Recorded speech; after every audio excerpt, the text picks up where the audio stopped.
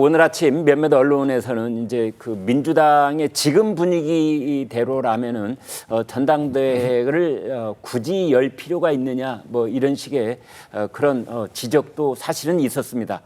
이런 분위기 조성의 친명계 의원들 그분들은 또 어떤 입장일까요? 최고위원회 출사표를 던지며 내놓은 일성 그 일성이 논란이 된 사람이 있습니다. 바로 강선우 의원인데요. 직접 그 얘기를 한번 들어보겠습니다. 이재명 대통령 시대 강선우가 열겠습니다. 어대명이 아니라 당대명입니다. 당연히 대표는 이재명이 돼야 한다는 뜻입니다. 이재명 대표의 연임은 당원의 명령입니다. 소년공이 대통령이 되는 대한민국을 만들 것입니다. 가난했고 배고팠고 외로웠던, 그래서 상처가 많은 이재명의 굴곡진 삶이 우리 국민 삶의 기준으로 그 사회를 바꿀 것입니다. 자, 성치훈 의장께요. 저 강선우 의원이 이제 최고위원회 아마 나설 것 같은데, 저럴 경우에는 최고위원으로서의 정책 비전 같은 걸 얘기할 뭐 그럴 수도 있는데, 그런 얘기는 좀 뒤로 밀어놓고 우선 이제 이재명 대표에 대한 얘기를 하고 당대명 이런 얘기도 하고 이제 그랬어요. 강선우 의원이 머릿속에 그리고 있는 전당대회는 어떤 모습일까요? 글쎄요, 저 지금 우리가 본 발언을 봤을 때 마음이 좀 많이 급하셨던 것 같아요. 예. 사실 지금 민주당 전당대회 나오시는 분들이 지금 출마 선언할 시기는 아니거든요. 아, 예. 왜냐하면 지금 국민의힘의 전당대회에 지금 포커싱이 맞춰져 있고 조금 네. 뒤에 열리는 민주당의 전당대회는 아직 이렇게 뭔가 출마를 준비하는 분들은 윤곽이 드러나곤 있으나 네. 이렇게 메시지를 던질 타이밍은 아니거든요. 시간적 여유가 좀 있는 예, 편이다. 근데 아무래도 지금 윤곽이 드러나는 걸 봤을 때 대부분이 이제 친명 의원님들이 나오려고 하다 보니 거기서 먼저 선수를 치기 위해서 아마 전략적으로 먼저 발언을 한 것 같은데 네. 내용에 말씀하신 것처럼 그럼 강선우, 그 재선 의원 강선우가 어떤 최고위원의 역할을 하겠다라는 게 사실 이재명 대통령을 만들겠다 이거 말고는 좀 뚜렷이 남는 게 없지 않습니까? 네. 그래서 이거는 글쎄요, 전 친명 의원들이 이렇게 하시는 거는 매우 부적절하다. 오히려 친명 의원들이 해야 되는 것은 이재명 대표의 정말 대통령을 만들고 싶으면 중도 외연 확장을 위한 역할을 해야죠. 네. 그렇게 강성 지지층에 어필하는 거는 이재명 대표나 민주당을 위한 발언이라기보다는 본인이 강성 지지층의 이름을 좀 각인시켜서 본인의 정치적 행보를 이어가기 위함이다. 저는 이렇게밖에 평가할 수 없을 것 같고요. 전 그래서 지금 오히려 친명계 의원들이라면은 저는 최고위원 러닝메이트가 필요한 게 아니라 지금 전 당대표 레이스를 함께할 러닝메이트가 필요한 거거든요. 그러니까 아까 지금 아까 전지현 변호사께서는 그 연극이다라고 하셨는데 연극이 아니죠. 그거에 대해서 이미 좀 대세론이 결정되어 있더라도 차기를 노리는 후보가 분명 나와서 본인의 비전을 밝히고 네. 본인의 정책 토론을 하고 예를 들면 이재명 대표의 그 기본사회 관련 정책이라든지 이런 거에 대해서 좀 비판을 하고 수정하는 이번 당대표 가능성이 희박하더라도 일단 그쵸. 부딪혀야 된다. 그렇죠. 저는 그래서 지금 친명계 의원들이 찾아야 되는 것이 네. 2002년 그 새천년민주당의 그 국민참여 경선에서의 정동영을 찾아야 된다. 이 네. 얘기를 하고 다닙니다. 왜냐하면은 그 당시에 그 원래는 이인재 대사론 아니었습니까? 그 네. 당시에.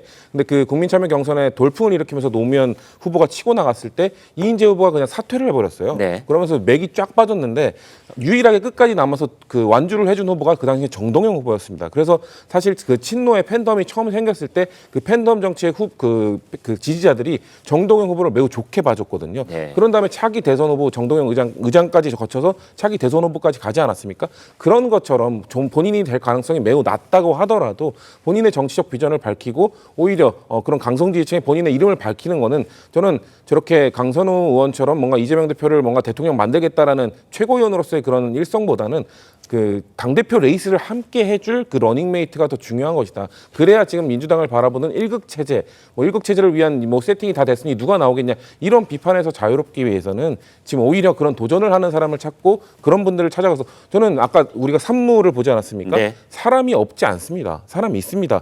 마치 비명계 의원들은 전부 다 그냥 다 공천이 학살된 것처럼 이야기하는데 또 여기서 이름을 언급하면 마치 비명계로 낙인을 찍는 것 같아서 언급하기가 좀 조심스럽긴 하나 네. 문재인 정부에서 장관하셨던 분들 다선원들 충분히 있거든요. 네. 그런 분들이 좀 더 도전을 하시면서 본인의 비전을 밝히는 그런 역할을 해주셨으면 좋겠다는 얘기를 저는 계속 하고 있습니다. 성 의장 말씀을 들으면서 궁금한 건 이런 겁니다. 그러니까 지금 이제 그런 사람들이 있다는 말씀을 주셨는데 이제 그분들이 지금 강선 의원까지를 포함해서 말이죠. 이재명 대표와 레이스를 벌이는 순간 부분적으로든 뭐 큰 줄기에서든 부딪히는 장면이 연출될 수밖에 없는데 지난 학습 효과를 보면은 그런 분들은 엄청난 고통을 겪었어요. 강성 지지층으로부터. 그 학습 효과가 지금도 계속 작동하고 있는 거 아닐까요? 그러니까 그 박용진 후보는 네. 박용진 전 의원은 사실 같이 레이스를 한 것 자체 때문에 그랬다기보단 메시지가 그 당시 엄청 셌거든요. 네. 그러니까 이재명 당시 그 후보에 대한 공격력이 뭐 엄청 강했습니다. 그렇기 때문에 그런 면도 있었기 때문에 네. 저는 레이스를 어떻게 하느냐, 내용을 어떻게 이끌어가느냐도 매우 중요하다고 생각합니다. 레이스를 펼친다는 것은 막바지에 갈수록 그 라이벌에 대한 공격력이 좀 세질 수밖에 없는 측면이 있잖아요. 근데 그거에 대해서 그러니까 제가 말씀드리는 거는 그런 레이스를 펼치지 않고 정책적인 토론이나 당에 대한 비전을 갖고 논의를 한다면 충분히 제가 말씀드린 2002년 정동영 그 케이스를 삼고 본인이 그걸 목표로 한다면 그 당시에 정동영 그 후보가 노무현 후보의 대선론이 이미 있음에도 뭐 노무현 그 후보에 대한 막 엄청난 공격을 하지는 않았거든요. 네. 당에 대한 비전을 제시하고 이런 것들을 위해 주력했기 때문에 끝까지 완주한 이후에 뭔가 지지자들로부터 인정을 받았던 거거든요. 그렇기 때문에 저는 그 강성 지지층에 말씀드리고 싶은 거는 만약 그런 도전자가 나왔을 때 나왔다는 것 자체만으로 무조건 공격하고 무조건 뭐 배제하고 이러기보다는 그 사람의 말을 들어보고 그 사람이 말이 정말 민주당을 생각하는 마음이 있는 것으로 느껴진다면 그 사람을 인정해주는 그런 당 문화를 만들어가야 된다는 말씀을 드리고 싶습니다. 네, 이제 바람직한 방향을 지금 말씀을 해 주셨습니다. 민주당 전당대회를 앞두고 이재명 대표의 호위무사를 자처하면서 출격을 대기 중인 인물들이 있는데요. 총선 과정에서 막말 논란으로 낙마를 하면서 더 예리한 무기가 돼서 돌아오겠다라는 말까지 한 사람이 있습니다. 누군지 확인해 보겠습니다. 이재명 대표 브로마이드만 갖다 놔도 됩니다. 아, 그래도 이겨요? 그러니까 이재명 대표는 제 몸 구석구석이 민주당의 강한 무기가 되기를 희망하였습니다. 저는 더 단단해지고 더 예리한 무기가 되겠습니다. 더 파란 민주당의 전사로 대기하겠습니다. 네, 예리한 무기 이 말을 들으니까 마치 이제 칼을 갈고 있다 이런 말처럼 들리는데요. 한성원 기자, 네. 뭔가를 이렇게 벼르고 있는 것처럼 들려요. 예, 지금 이제 민주당 최고위원 후보군들도 본격적으로 출마 선언을 시작을 했습니다. 이 친명 깃발을 든 후보 10여 명이 저마다 출사표에 이재명과 함께 이렇게 강조하고 있는데요. 그건 이제 최고위원을 말하는 거죠? 예, 맞습니다. 네. 일단 원내에서는 이 당 대변인 출신인 강선우 의원, 또 사성 장군 출신의 김병주 의원에 이어서 이 김민석, 전현희 의원, 또 재선의 민형배, 이현주 의원 등이 거론되고 있습니다. 이 원 외에서는요, 지금 보신 그 영상처럼 정봉주 전 의원 이름이 유력하게 오르내리고 있습니다. 정 전 의원은 대표적인 친명계 인사로 이 대표 강성 지지층인 개딸의 지지를 받고 있죠. 이 정 전 의원은요, 한 언론과의 통화에서 이 좀 강한 표현을 썼습니다. 윤석열 탄핵을 위한 당의 에너지를 총집결하는데 나침반 역할을 하겠다고 자처하면서 이재명 대표의 0.7%포인트, 이 대선 득표율 격차가 0.7%포인트 그랬죠. 차이가 났으니까 네. 이 0.7%의 눈물을 정봉주가 닦아주겠다, 이렇게 포부를 밝혔습니다. 네, 한성원 기자가 방금 쭉 열거했던 그 인물들 군 중에서 왜 당대표에 도전해보겠다 이런 사람은 안 나오는 건지 이제 그런 생각도 해봅니다. 정봉주 전 의원은 지난 총선 과정에서 과거에 발언이 논란으로 비화가 되면서 자진 사퇴를 했었습니다. 논란이 됐던 발언 다시 한번 들어보겠습니다. 저기 DMZ는 멋진 거 있잖아요. DMZ. 발목질에. 그러니까. DMZ에 들어가고 이 경품을 내는 거야. 발목질에 밟는 사람들한테 목발 하나씩 주는 거야. 그거는 아니 DMZ 너 한번 만나면 죽여버려 이제. K 모시기 너 전국 40개 교도소 통일된 족보기 다 내 나와봐야 까불지만. 댓글을 봐야 되거든. 이게 벌레가 많이 들어왔나, 진보가 맞나, 보수가 맞나. 이걸 아이 좀 봐야 벌레가 되거든. 뭡니까 또? 왜요? 그게 벌레니까. 막말이에요? 아니잖아요. 잘하면 그럼 한방 여기 붙겠는데? 바퀴벌레가 딱 나오면 벌레 나왔다 그러지. 아니 뭐라 그래요? 네, 바퀴벌레 막말이죠. 네, 이게 막말이에요. 이렇게 이제 하는 대목도 있는데 어느 국면에 그 말이 쓰여 있느냐에 따라서 대단한 막말이 될 수도 있는 단어가 벌레라는 단어 아니겠습니까? 정봉주 전 의원의 막말 논란이 컸던 만큼 이제 정봉주 의원이 최고위원으로 온다는 건 출마를 한다는 것은 당으로 그 중에서도 지도부로 복귀한다는 경우거든요. 이제 그렇다면은 예전에 그 논란 이것이 다시 한번 불이 붙을 수도 있는데 이 경우에 이제 이재명 대표 입장이 난처할 수가 있습니다. 이재명 대표 본인을 위해서도 꽃길을 깔아주러 오는 거야 아니면 걸림돌이 되러 오는 거야 이런 생각이 들 겁니다. 그 얘기 한번 들어보겠습니다. 차 교수님. 예, 바로 그런 우려를 아마 의식했기 때문에 지금 정봉주 전 의원이 조금 더 자수하고 반성하는 모습을 일단 보여주고 있는 것 같습니다. 앞서 우리가 그 과거 발언 지난 공천 때 사실 본인의 낙마의 그 원인이 되었던 목발등품과 관련해서 네. 본인이 최근에 그 국립현충원에 그러니까 지금 본인이 직접 가서 몇몇 여러 가지 또 자신 지지자와 함께 묘비를 닦는 자원봉사를 했다고 그래요. 예. 그러면서 나름대로는 아마 자신의 과거 발언에 대한 반성과 참여의 뜻을 보여준 것이라고 봅니다만 예. 그러나 사람 참 바뀌기 쉽지 않잖아요. 하. 그런 측면에서 본다고 한다면 상당히 우려가 있는 것도 사실인 것 같습니다. 이 대표적으로 지난 2020년 4월 13일 날 당시 그 더불어민주당의 선대위 대변인이었던 현근택 대변인이요.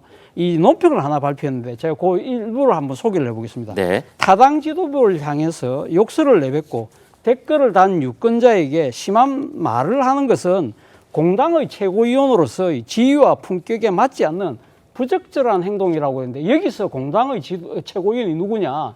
당시 열린민주당의 정봉주 최고위원이었습니다. 예. 그때 당시 21대 총선 바로 직전에 이 그 열린민주당이 그 비례정당을 만들었지 않습니까? 네. 그때 앉아 그 이 소위 말하는 민주당의 지지층들하고 경쟁하는 관계에 있었던 더불어시민당하고 경쟁 관계가 격화되면서 이 때문에 사실 그때 본인이 그 지금 하던 유튜브에 나가서 네. 상당히 그러니까 지금 민주당이 자신을 공격하는 것에 대해서 이 땡 쓰레기 취급한다면서 민주당 지도부를 향해서 아주 이 입에 담기 힘든 막말에 가까운 요구들을 했거든요. 네. 그런 부분들에 대한 지금 민주당이 비판을 했던 겁니다. 그런 비판이 나오니까 결국은 정봉주 최고위원, 당시 최고위원이 잘못했다고 이렇게 사과도 하고 했지만 그 결과가 어떻게 됐느냐. 결국 당시 그때 총선 전만 하더라도 열린민주당이 최고 한 10석까지 갖고 갈 수 있다고 했는데 네. 결국 3석밖에 안 됐거든요. 예. 이러한 부분들이 사실 또 재현될 가능성도 충분히 있다. 그래서 최고위원 타이틀을 달고 있었던 그때의 상황을 한번 되새기면서 다시 최고위원을 달았을 경우에 이런 실수, 이런 상황을 반복하지 않도록 미리 제가 말씀을 좀 드리고 싶다는 겁니다. 그렇군요. 김민수 대변인께요. 이제 이 문제와 관련해서 저희가 이제 이 관심을 좀 집중시킬 수 있는 사람은 사실은 이재명 대표입니다. 이재명 대표 사퇴를 했으니까 이재명 전 대표인가요? 현재는 이제 아무튼 이재명 전 대표 입장에서 본다면 자신을 대신해서 거친 말을 쏟아낼 수 있는 사람, 정봉주, 뭐 양문석 이런 이제 의원들은 정봉주 전 의원이겠습니다만. 그래서 서로 역할 분담을 한다는 측면에서 이재명 대표 본인은 이제 좀 온건한 이미지를 이제 유지를 하기 위해서 나는 온건, 너는 센 말, 이제 그런 생각도 일부 있을 것 같은데요. 그러나 그런 사람들 최고 지도부에 잘못 이제 영입을 했다가 나중에 더 큰 악재가 될 수도 있단 말입니다. 이럴 때 이재명 대표의 판단은 어느 쪽으로 기울까요?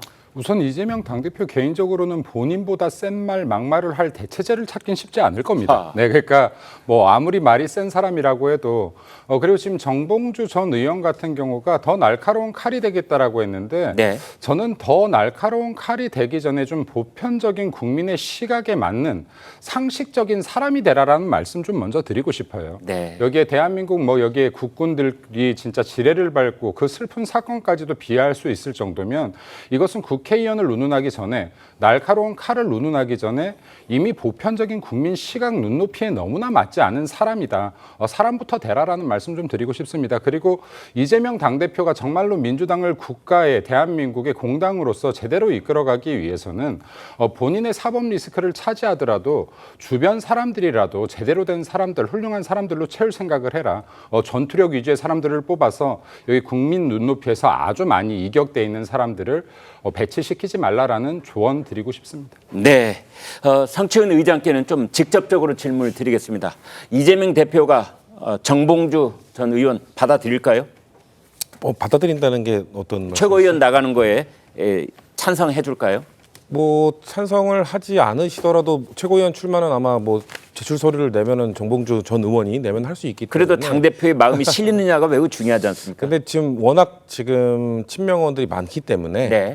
그 마음이 저는 실리지 않을 걸로 보여집니다. 예. 왜냐하면은 저는 아까 그 우리 차재원 교수님께서 말씀하셨지만 정봉주 전 의원이 뭔가 본인의 발언을 좀 속죄하기 위한 행동들을 하고 있는데 네. 저는 많이 부족하다고 봅니다. 예를 들면 그 목함질에 관련 질에 관련 네. 그것과 관련된 그걸 그 본인의 죄를 씻어내기 위해서는 그 당사자들 예. 그 피해를 입은 그 당사자들에게 정말 진정 어린 그 인정을 받을 때까지 노력을 해야 된다고 생각하거든요. 네. 단순히 한번 묘비 가서 뭐 닦는 그것도 전 필요하다고 보지만 정말 당사자들로부터 진정 어린 진정성을 인정받고 정봉주 전 의원 어느 정도 나의 아픔을 달래줬다 이런 발언이 나올 때까지 노력을 해야지 벌써 나오는 건 저는 시기상조라고 생각합니다. 그렇기 때문에 아마 이재명 대표 입장에서도 부담스러울 거라고 생각해요. 그렇기 때문에 그 정봉주 전 의원 말고도 다른 친명원들 최고위원회 나오시려는 분들이 충분히 많기 때문에 그거에 대해서 뭐 힘을 실어주는 발언이나 이런 것들은 제가 생각했을 때는 없지 않을까라고 예측해 봅니다. 네,